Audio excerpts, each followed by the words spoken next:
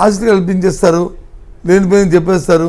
సరే మీ పని అయిపోయింది, ప్రభుత్వం వచ్చేసింది, ఏదో మాయమాటలు చెప్పారు మొత్తం మీద ప్రజల్ని మప్పెట్టారు. ప్రజలు వచ్చి మీ మాయకి మీ మోసానికి వాళ్ళు వాళ్ళు ప్రయత్నమయ్యారు, మిమ్మల్ని గెలిపించారు. దీనివల్ల విమల ఎలాగో గెలిపించారు. కానీ వచ్చిన అధికారాన్ని చేయాలి కదా, చేయండి.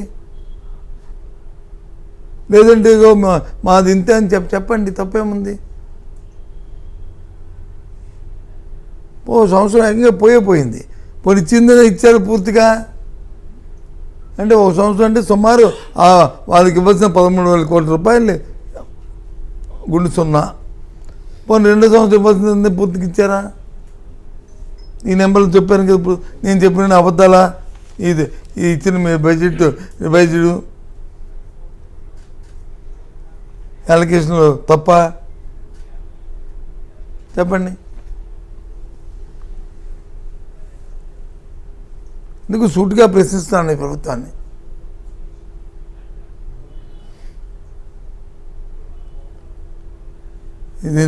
దీన్ని సరైన సమాధానం ప్రభుత్వం నుంచి చెప్పాలి. ముఖ్యమంత్రి రెస్పాండ్ అవ్వాలి దీని మీద, ప్రభుత్వం రెస్పాండ్ అవ్వాలి దీని మీద, చెప్పి తీరాలి ఇది. అందుకే ఇవాళ ఈ ప్రెస్ కాన్ఫరెన్స్ పెట్టిన అంశం కారణం. ఇకపోతే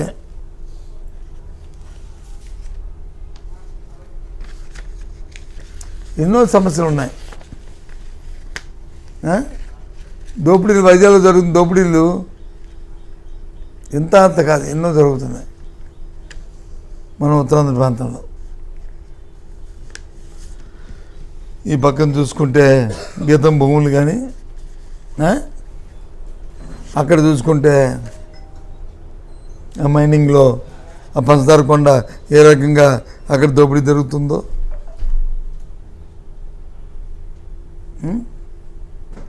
ఇక్కడ చూసుకుంటే ఈ దసపరాల భూముల్లో ఏ రకంగా దోపిడీ జరుగుతుందో అవన్నీ నేను పాపం రామకృష్ణ గారు ఏబిఎన్లో ఇవాళ ఏంటి నాటిన అరాచకానికి నేడు అండంట. అశోక్ గజపతిరాజు గారి ఫోటో. ఈంద అరాచకం, ఎవరిది అరాచకం? ఈంద అరాచకం తెలుసా తెలియదు చెప్తాను మీకు. అది ఆ అరాచకం ఏంటనేది రేపు విజయనగరంలో చెప్తాను, ఇక్కడ కాదు. అక్కడ చెప్తేనే కరెక్ట్గా అర్థం అవుతుంది అందరికీ. ఇది మీకు అర్థం అవ్వదు. మీకు అర్థమైతే ఇది ఎకరం భూమి మా పార్టీ ఆఫీస్ కట్టింది, దాంతోపాటు శంకర్ ఫౌండేషన్ కూడా ఇచ్చారు అక్కడ 4 ఎకరాల్లో. అది ప్రభుత్వం ఉంది. అది ఎప్పుడు రాజభవనంలో వద్ద ఇచ్చారు. అందుకు అది ఏవి మామని చెప్పారో చెప్పి డిమాండ్ చేస్తున్నారో అవన్నీ చెప్తాను అక్కడ. కానీ ఇక్కడ కంటికి కనిపిస్తున్న గీతం భూముల్లో 50 ఎకరాలు దోచేస్తుంటే మరి దాన్ని కనిపిస్తుంది మీ కంటికి. ఆ పంచదార కొండ అటు దారిపోతుంటే కింద ఉన్న సుమారు 100 ఎకరాలు వచ్చి పంట కోల్పోతుంటే ఒక పవిత్రమైన పంచదార కొండ వచ్చి దాన్ని అది దోచేస్తుంటే అది కనిపిస్తుంది మీ కంటికి.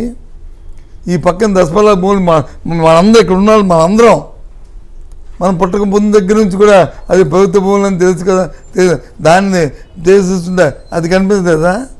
ఇది మాత్రం కనిపించిందంట అంట. మా ఎవరు తప్పు చేస్తే చేయమనండి, కానీ ఇది ప్రభుత్వ భూమి.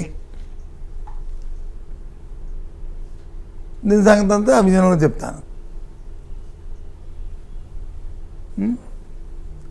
ఎందుకంటే ఈ ప్రభుత్వంలో చెప్పేస్తాను నేను చేయడానికి తిరిగి వచ్చినప్పటికీ పెద్ద పెద్ద కబుర్లు చెప్తారు, పెద్ద మాటలు చెప్తారు. ఏం మాట్లాడతారో ఏమిటో తెలీదు.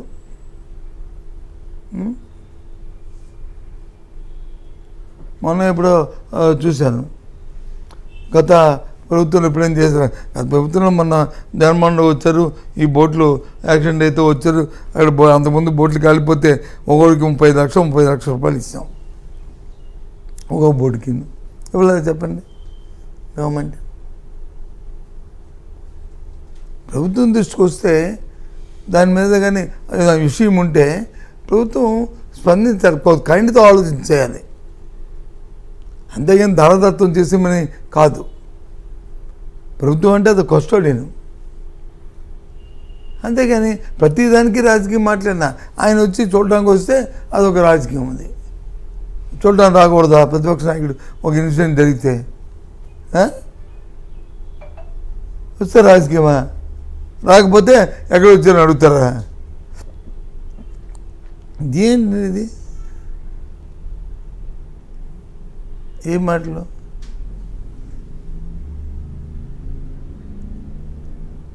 కాబట్టి నేను సూటిగా అడుగుతున్నాను ఈ ప్రభుత్వాన్ని, ఏదైతే అమ్మఒడి పేరుని తల్లికి వందనం పెట్టారో రేపు మీరు చెప్పాలి ప్రభుత్వం ఇవ్వనివ్వండి.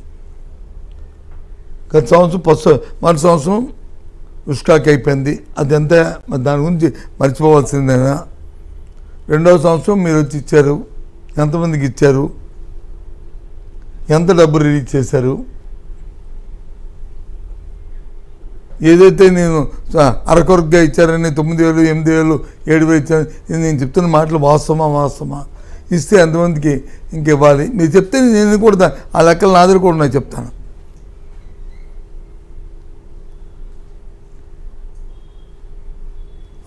వాళ్ళకి ఎప్పుడు లోపల ఇస్తారు? వీళ్ళతో కలిపి ఇస్తారా? ఇవ్వాలని నా డిమాండ్, కనీసం ఇవ్వాలని ఇప్పటికైనా.